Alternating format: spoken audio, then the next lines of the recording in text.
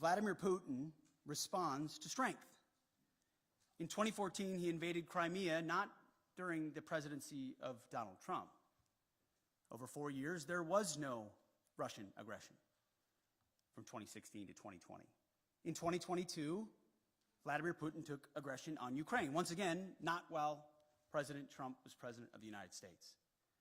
So any suggestion that President Trump is doing anything other than negotiating from a position of strength is on its face ahistorical and false.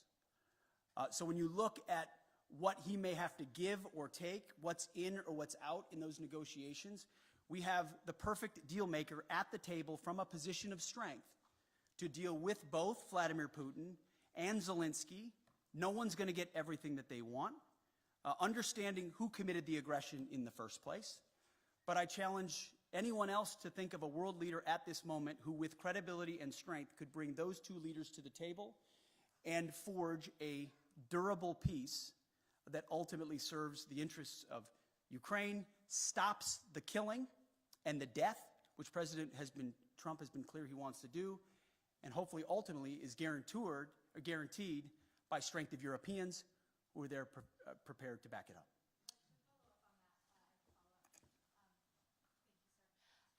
Why not invoke Article 5 then for the NATO peacekeeping forces that could potentially be deployed?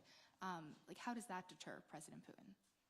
Well, I would say, I want to be clear about something as it pertains to NATO membership not being realistic outcome for negotiations. That's something that was stated as part of my remarks here, as part of a coordination with how we're executing these ongoing negotiations, which are led by President Trump. All of that said, these negotiations are led by President Trump.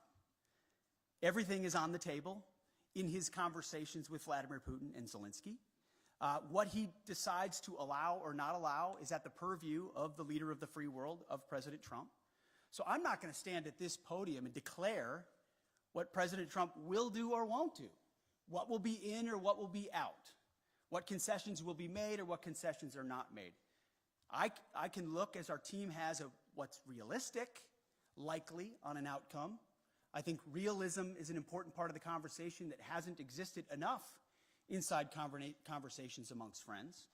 But simply pointing out realism, like the borders won't be rolled back to what everybody would like them to be in 2014, is not a concession to Vladimir Putin.